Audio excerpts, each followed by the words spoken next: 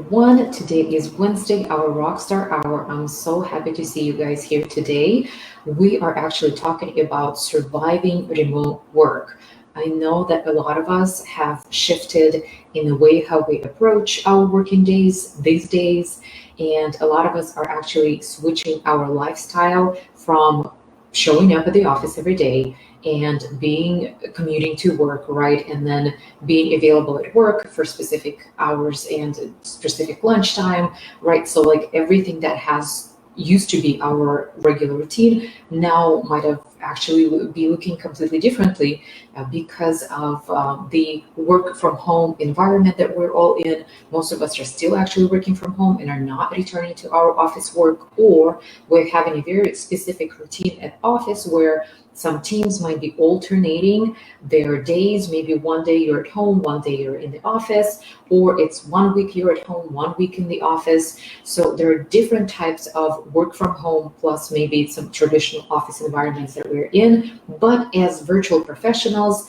most of us actually work from home. So the routine for us has not really changed. Some of the tips that we will be talking about today might actually be applicable to even those who are already familiar with working at home, right? And so what I'm thinking is that some of the things that we will be discussing today not only talk about that switch and that change in the lifestyle or the work routine that some people are used to, and now it's a new conditions or kind of like the new way of doing things, but it also might be that you still maybe struggling in the way how you're setting your schedule up. You're maybe still struggling to get your family on board to support you fully. So basically, the very first thing actually that I wanted to mention is that work from home isn't a vacation.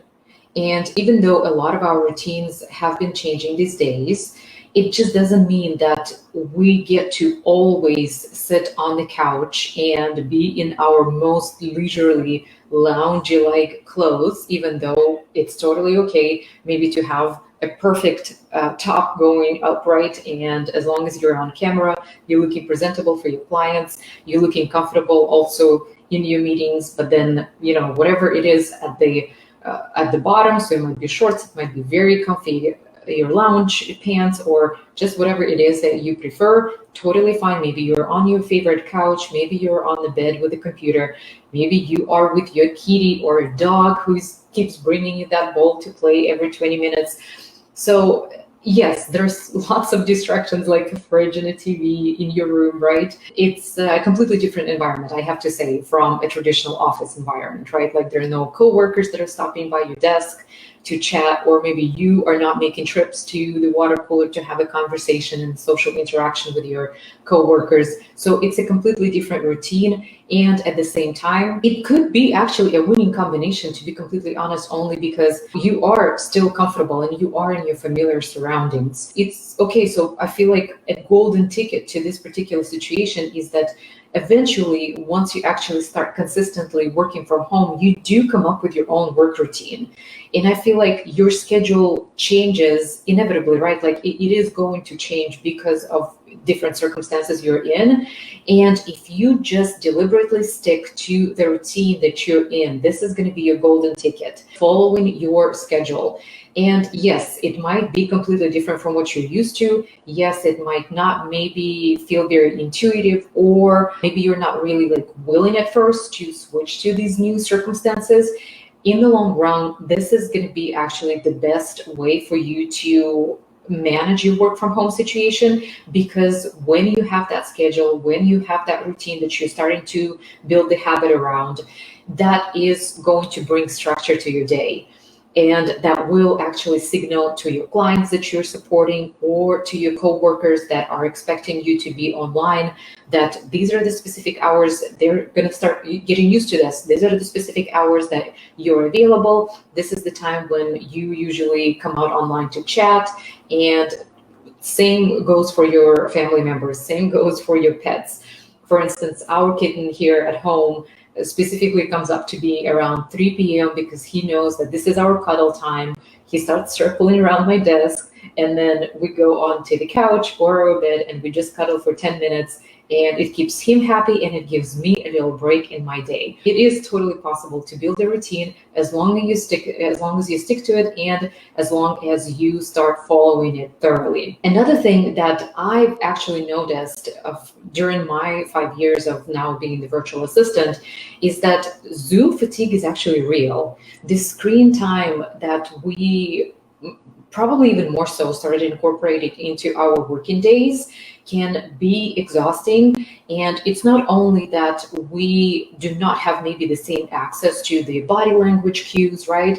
And sometimes maybe we are not able to catch the facial expressions in the moment as intuitively that they come when you are in person interacting with someone, but it's also because just the time, our screen time has significantly increased because most of the meetings, right, and most of the interactions are now taking place on video.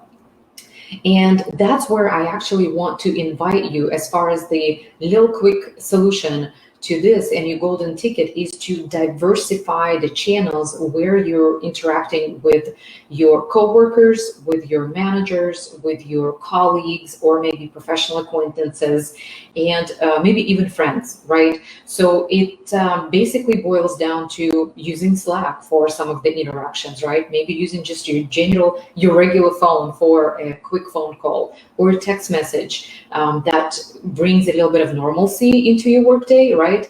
Maybe a Zoom meeting when it's absolutely important to see your manager or your client, especially when it's your weekly meetings like we do with Remote Rockstars. Usually Tuesdays and Mondays are just devoted to weekly video meetings with our clients to set the pace for the week. And so those are kind of inevitable, right? Like those are always going to be in your calendar. But then another alternative is maybe it's a Vox or a conversation, again, like a voice messaging conversation. That could be an alternative because some of our clients actually prefer Voxer or WhatsApp conversation as opposed to like an actual meeting, especially if there are very few things to discuss on the agenda. That could just replace that Zoom call. Again, the less kind of like screen time that you can create in your schedule, the better.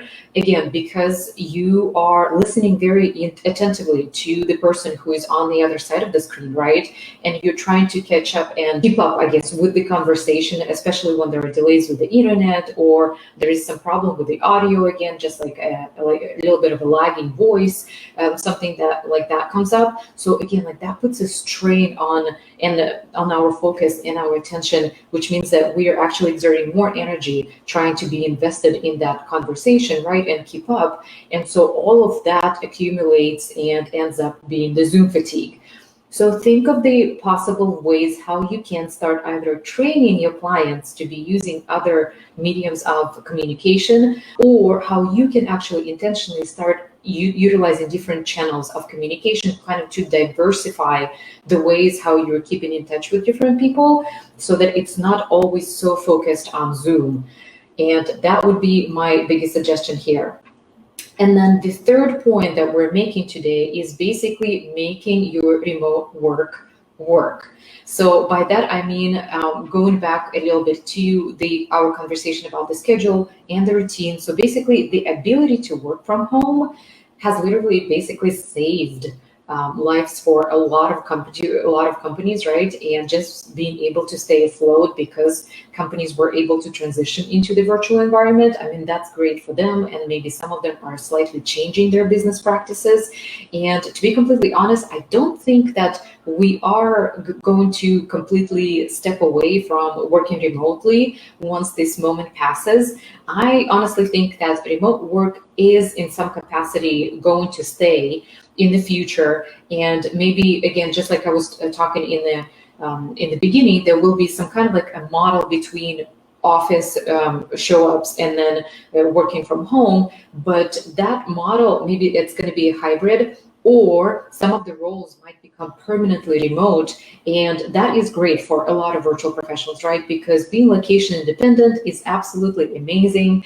And it means that sometimes you will have a chance to do work from some exotic locations, and why not, right? Like that is actually a very great opportunity and a chance to just change up a little bit of your life routine and your work routine as well. As long as you have reliable internet, you should be good. But in the same time, it is pretty taxing to be maintaining your working routine around your family routine at the same time, especially when most of your family members are at home, and when some families do not have the luxury to have a babysitter or to even afford or even they just do not feel comfortable and safe to use daycare options. So for homeschooling families, right, and for families who have their children at home, it might be pretty challenging to be maintaining that working from home environment in a productive and efficient way. So that's where I feel like the golden ticket is to try and have your family members fully support you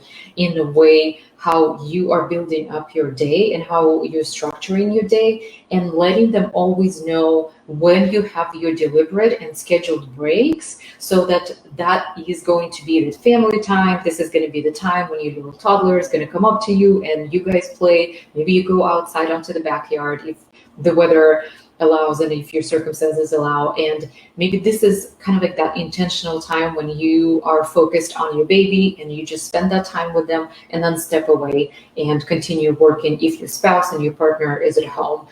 Or maybe stepping away during the time when your baby naps, right? So that's another opportunity, but then making sure that your clients know that these are going to be roughly the hours when you are available for their work, so that they're not looking to hear from you on different times of the day or different hours when you might not be available just because you are devoted to family.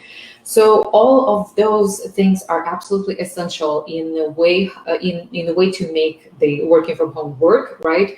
In gaining your remote work, and it's just basically building your life around your routine and your schedule. I would just say working from home can be very flexible, right? Just like we already talked about this. And the flexibility again depends on the boundaries that you set for yourself, for your clients, and for other projects and tasks that you take on.